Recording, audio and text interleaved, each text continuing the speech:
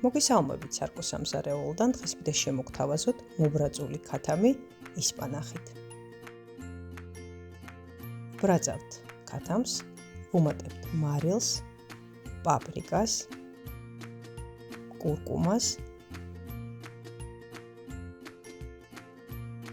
მოიბრაცა ქათამი, შემდეგ გადავიტანთ გამოსაცხობ ფორმაში და ვუმატებთ ისპანახს, მოვასხამთ არაჟანს დავუმატე შავი პილპილი, შემდეგ გახეხილ ყველს და ბოლოს მოვასხამთ კვერცხს. მოიბრაცა ჩვენი გემრიელი კერძი, მე კი ამით დაგემშვიდობებით. დროებით!